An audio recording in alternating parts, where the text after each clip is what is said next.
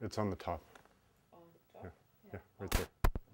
Now that's Perfect. Okay. sending some red lights. Yeah. Okay. In this case, it's a good thing. Okay, so Yes, no, I'm Margarete van Ess, and Professor Margarete van Ess, Dr. Margarete van Ess? officially Dr. Margarete van Ess, Okay. yes, and much more officially director or scientific director of the Oriental Department of the German Archaeological Institute, but that's a very, very long. We'll find something. And if you can just tell us on camera that we have permission to use your interview in the film. This is the release form that you're not signing. Instead of having you sign something. No, I'm agreeing that you use this film in, the or let's say this documentation as within a film as wherever you want. Okay, thank you. Thank you very much. Okay. So Maybe not selling it to advertisement. No, in Germany, in the meantime, you have to be really careful. Yeah. Because you have to sign contracts which allow people to do everything with your stuff. Sorry. Take a scoot one few inches that way. That's more than 1 inch. Sorry. It's perfect. Okay, we could begin. Okay. Okay.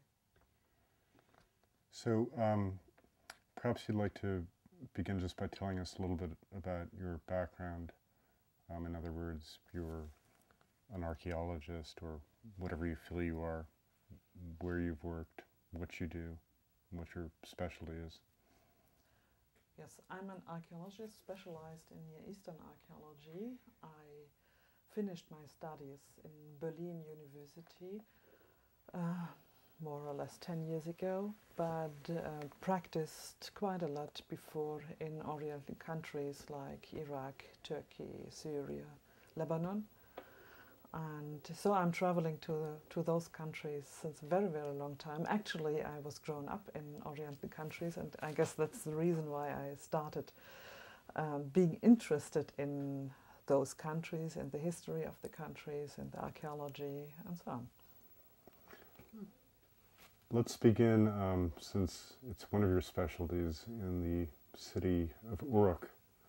And perhaps you can tell us a little bit about the significance of that city and what it's about. Why is this important? Why is Mesopotamia important? Why should we care about it? I mean, when I was in school, I was told that the Greeks and Romans were the forebears of my civilization. All of a sudden, many of us are watching television and we're being told that that our history is being wiped out in Mesopotamia. Let's say learning something about history at school means you have to start at least somewhere. And I guess it's quite obvious and quite normal that everybody will ask himself, oh, is this really the first step? What do we hear in the Bible, or what do we hear from the development of human beings of the last 10,000s, 100,000s of years? Where really is the origin? And then I guess rather fast you will find out that there was something before the Greeks and the Romans, and there was quite a lot of things before those two very important cultures. And I guess it's important for everybody to always ask himself where things are coming from. Everybody, I guess, is asking himself where the parents are coming from, where the grandfathers are coming from, why they live like they live, and so on and so on. And if you carry this on back to the Greeks, back to the Romans, then you shouldn't just stop there. You have to ask further, and then immediately you will get to Mesopotamia, because much of the knowledge. Sorry. So where did we stop? Rolling. We stopped, you were speaking about if you looked far enough back, you get to Mesopotamia. Yeah, you immediately get and to of course, Mesopotamia. You immediately will figure out that quite a lot of developments, quite a lot of ideas, thinkings, even of philosophy and so on, has somehow a background and more or less is developed, derived from Mesopotamian countries. So I guess it's a very important thing to understand much better who really invented what and from what cultural background things are coming, why are they coming from this region and not another one, how they were spread, and yes, things like this. Where did you come from? Your accent is, you said you were raised in an Oriental country. Actually, I'm born in Germany, in Frankfurt, but my parents are both specialists in Oriental studies, and so we were moving quite a lot. And I was grown up in Lebanon for 4 years. So at that time, I did not learn the Arabic language, but let's say what me and my brothers and sisters really learned is to listen to people, to acknowledge foreign countries, foreign cultures, and to be curious. Now, you also, because of, I guess, what I would call your archaeological education, in other words, the fact that you dug at Uruk for a very long period of time, you have what I would consider to be a very special connection to Mesopotamian history, because so much of what we know about Mesopotamia and Sumer was really discovered in, was it 39 campaigns of excavations or something like this? In the meantime, it's 41, yes. 41, yeah. We added 2 new ones recently, before the war, let's say.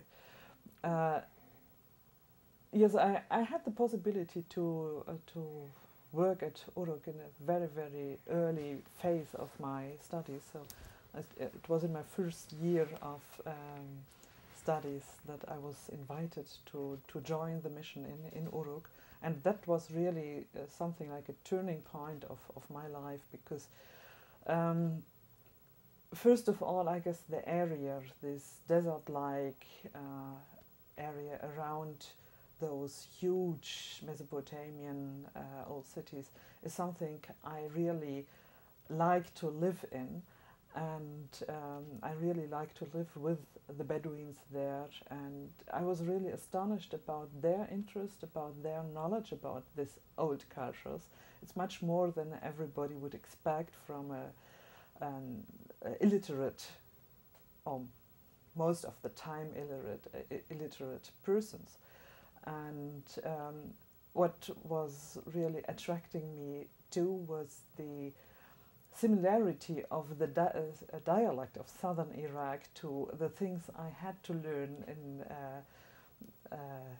in our lessons about Akkadian and so on and so on. So the dialect is quite similar, and that was really nice, a nice feeling for me. And in addition to be able to start working in a site like Uruk, which really was first of all one of the biggest ones in history, means it was already in the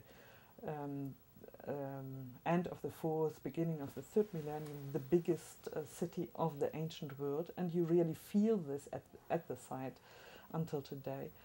And learning that in this city quite a lot of things, modern inventions, were somehow produced or done for the first time. That's really attracting, yes. The writing, invention of writing, invention of, let's say not invention, but a very early use of ceilings, cylinder ceilings, development of art, of a very high developed art, big sculptures, big architecture, monumental architecture, buildings.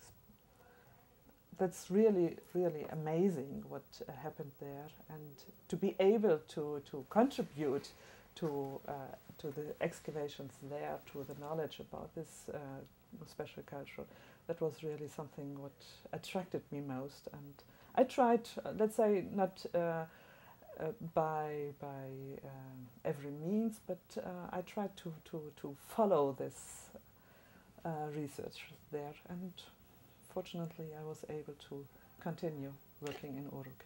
What are the current estimates of the size of Uruk, both the population and the space? Uruk is surrounded by a city wall, a very famous one, because it is considered to be built by King Gilgamesh in the beginning of the 3rd millennium BC. And this city wall is 11.5 kilometers long and surrounds a nearly circular area of 5.5 square kilometers. Means beginning of the 3rd millennium, 5.5 square kilometers, which is as big as a usual European town. When were you last in Baghdad? Have you been there recently? Not recently. I had the possibility to join a UNESCO mission more or less 1 year ago, means in summer 2003, for an evaluation about what happened in Iraq during and especially right after the war. And what did you see? What did I see? Quite a lot of things. First of all, I met friends and colleagues there, found that they and their families did not suffer that much, let's say. So this was quite normal life. Our institute, which is still based in Baghdad, we still have a building there, we still have local employees there. Everything was okay, nothing happened. That was very, very nice to see. But of course, quite immediately everybody talked about the situation, and was really sad to hear was that people are not able to move as they want. There was already in 2003 a bad lack of security for the Iraqi population, means they could not move after a certain time. First of all, because of security. Second, at that time, because of a curfew. So it was not safe to be in the street after 5 or 6 o'clock in the afternoon. Means all the social life stopped somehow, because usually you sleep or you have a rest in Iraq, especially in summertime, until 4:30 because of the heat. And then you slowly but slowly recover and show up in the street, visiting relatives, doing some shopping and so on and so on. This was not possible. And that is a really severe intervention in social life there, and completely turns the kind of living of the country to a very bad side. That was one thing. Second was, of course, a lack of water and electricity, but as far as I understood, that's quite, it normalizes a little bit in the meantime. But nobody understood why that should be or would be necessary to keep on for a long time, because Iraq actually is a very rich country and actually is a very educated country, so they do have the people to deal with all these problems. The problem is organization and a structure which allows organization. And people really felt ashamed and sad about the situation, and asked themselves whether they could do something, but obviously there was nothing to do from the Iraqi side for the time being. That was the situation in 2003, and of course the situation improved a little bit, but not enough. It's too slowly. It's really too slowly. Was a major part of the UNESCO mission to evaluate what had happened at the museum or at the archaeological sites, or Were there a series of different things that you were supposed to do there? Both. The aim was to evaluate as much as possible. So the situation of the Iraq Museum was already evaluated as well by UNESCO as well and by different other institutions and countries. So that was not that necessary. But what we did was to travel around in the country to see sites, and we really were able to see sites, fortunately, despite the fact that there was not, let's say, no security help for this mission. But we were able to move, and we saw Uruk, fortunately, and I found it well protected. We saw Nippur. At that time, looting in Nippur just started. We saw Izin, which is badly looted, and we met the looters at the site there. And in addition, we saw some sites in the north, which were in a much better shape because they really were protected by soldiers. Third kind of sites were those who were, let's say, used for military purposes. That's Babylon and Kish. Kish because it's right on the highway. Babylon, I don't know why, but it's obviously it has enough space to house a complete military unit. So both sides were overcrowded with soldiers, and is the bad thing of the whole thing. It was overcrowded with heavy military technology, means trucks, and so on and so on. So, and I guess one of the main things people on the military side did not understand was where those archaeological sites really were. So, especially in Babylon, they had the intention to protect, yes, but they protected the famous part of Babylon, means the reconstructed part, the procession way, the palaces of Nebuchadnezzar, and... Can you start that sentence once more? Yes. We've got 5 minutes, by the way.